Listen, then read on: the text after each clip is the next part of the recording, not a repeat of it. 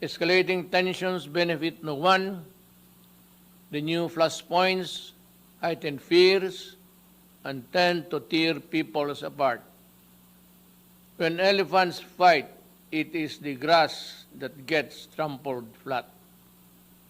Given the size and military might of the contenders, we can only imagine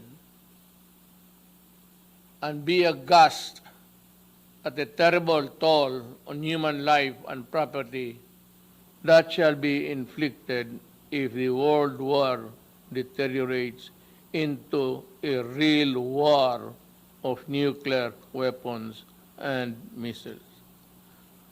I therefore call on the stakeholders in the South China Sea, the Korean Peninsula, the Middle East, and Africa. If we cannot be friends as yet, then in God's name, let us not hate each other too much. I heard it once said, and I say it to myself, complete agreement. Mr. President, Filipino migrant workers have been devastated by the pandemic. Many have lost not only their livelihood, but also their health and lives as well. Yet they go on in the front lines, healing, caring others in the different parts of the world. The Philippine government has embarked on an unprecedented repatriation program. More than 345,000 overseas Filipino workers needed to come home then. We have brought back half and are bringing back the rest. We thank the countries that have provided Filipino migrants with residence permit, access to testing, treatment, and related health services in this pandemic. We brought back most of our seafarers who were stranded because of COVID-19 restrictions.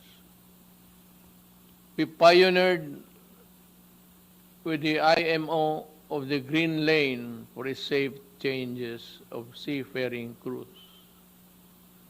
In these times, we need stronger cooperation in promoting and protecting the rights of migrants, regardless of their migrant status.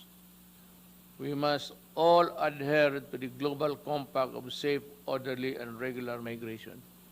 Unless states include all the migrants in this response to this pandemic, no one among us is safe until everyone is safe, as the Secretary General has said. With the poverty rate reduced at 16.6% and a sustained economic growth of 6.4%. Between 2010 and 2019, the Philippines was on track to becoming an upper middle income country by the end of 2020. But the pandemic has placed our economy in recession. Despite this downward pressure on growth, the Philippines remains committed to the Sustainable Development Goals. Mr. President, the same urgency needed to fight COVID-19 is needed to address the climate crisis. This is a global challenge that has worsened existing inequalities and vulnerabilities from within and between nations. Climate change has worsened, and the ravages of pandemic. People in the developing countries like the Philippines suffer the most. We cannot afford to suffer more.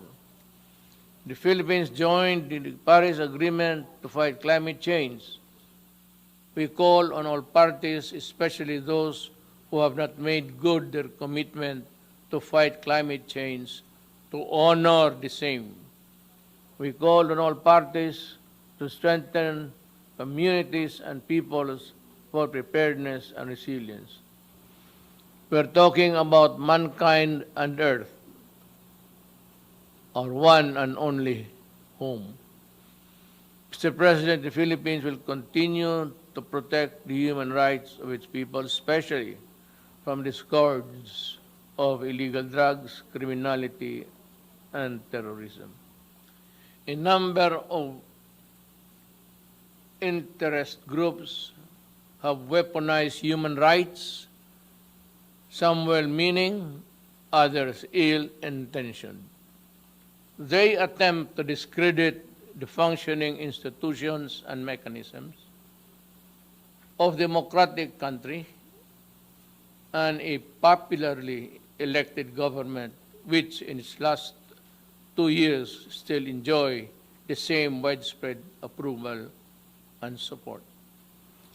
These detractors pass themselves off as human rights advocates while preying on the most vulnerable humans, even using children as soldiers or human shields in encounters.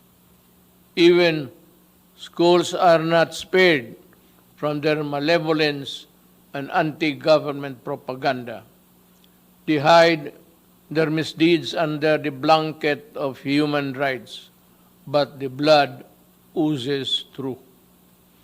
To move forward, open dialogue and constructive engagement with the United Nations is the key, but this must be done in full respect of the principles of objectivity, non-interference, non-selectivity, and genuine dialogue.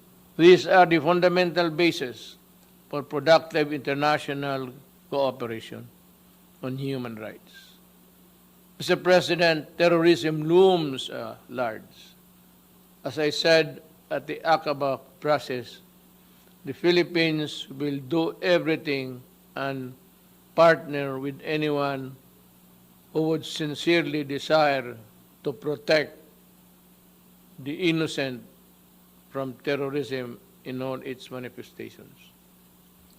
The Marawi siege, where foreign terrorist fighters took part, taught us that an effective legal framework is crucial. Our 2020 Anti-Terrorism Act shores up the legal framework by focusing on both terrorism and the usual reckless response to it. Its enactment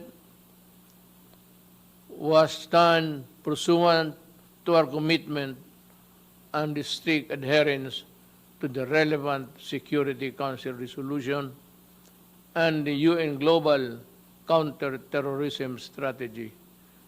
Most importantly, we remain committed to rebuild the stricken community and address the root causes of terrorism and violent extremism in my country.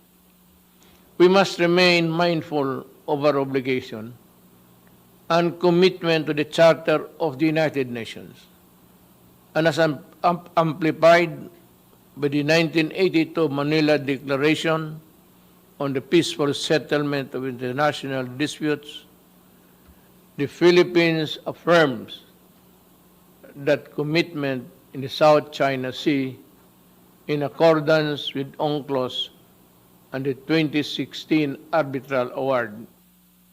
The award is now part of international law, beyond compromise and beyond the reach of passing governments to dilute, diminish, or abandon.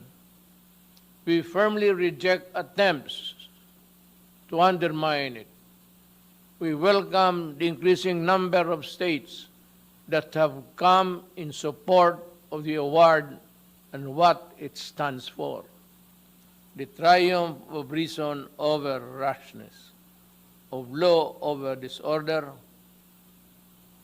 of amity over ambition. This, as it should, is the majesty of the law. Mr. President, the global health crisis has further complicated the global security environment. But no aspiration nor ambition can justify the use of weapons that destroy indiscriminately and completely. There is no excuse for deaths that a nuclear war could cause, nor the reckless use of chemicals and biological weapons that can cause mass destruction. These weapons of death puts us all at mortal risk, especially if they fall into the hands of terrorists without a shred of humanity in their soul. We can call all member states to fully implement the Nuclear Non-Proliferation Treaty and the Chemical and Biological Weapons Convention. I have asked the Philippine Senate to ratify the treaty on the prohibition of nuclear weapons, and importantly, we were among those to sign it first. Mr. President, the Philippines has a long history of opening its doors to the refugees. From the White Russians following the 1917 revolution and the European Jews in the Second World War and the Vietnamese in the late 1960s and the Iranians displaced by the 1979 revolution, among others. The Philippines continue to honor this humanitarian tradition in accordance with our obligation under the 1951 Convention of the Status of Refugees and the 1967 Protocol. But least we forget helping the most vulnerable, those displaced by conflict, persecution, and political instability is a shared responsibility of all countries. As I have said many times, the doors of the Philippines are open, as they have always been, to everyone fleeing for safety, such as the Rohingyas. In the face of mounting refugee crisis worldwide, let us work together towards ending the conflicts and conditions that force people to flee their homes. Mr. President, as our societies become more diverse yet interdependent, social cohesion issues come to the fore. Mutual understanding always accompanied by mutual tolerance between those of different faiths and cultures is the only foundation of societies at peace with itself and all others. Finally, I express gratitude to the gallant peacekeepers, including our own, who advance the cause of peace in the most difficult situations. From the Golan Heights in the Middle East to Liberia in West Africa, Filipino peacekeepers put themselves in the front line between the vulnerable and those who seek harm. We are committed to increasing Philippine footprint in UN peacekeeping operation with increased participation of women. Again, Mr. President, to defeat COVID-19 pandemic and other challenges, we must work with seamless unity, which demands complete mutual trust and the conviction that we will win or lose together. We cannot bring back the dead, but we can spare the living, and we can build back better, healthier, and more prosperous and just societies. To this end, we rededicate ourselves to the multilateralism, the UN remains humanity's essential organization. But it is only as effective as we make it.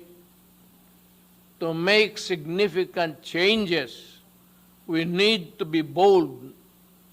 We need the same collective courage that finally made the United Nations a reality 75 years ago.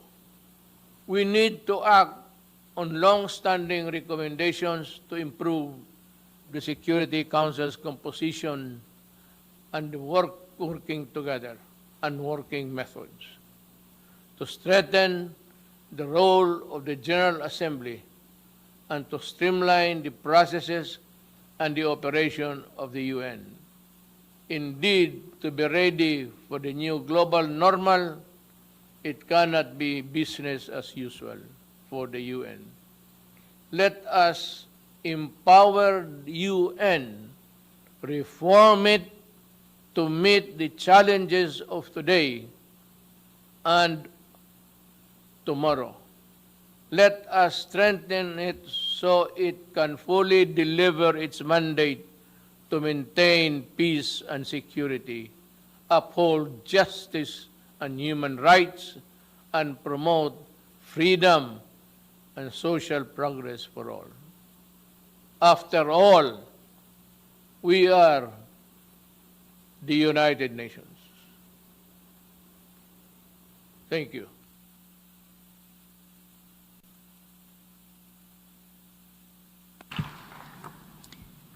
On behalf of the General Assembly, I wish to thank the President of the Republic of Philippines for the statement just made.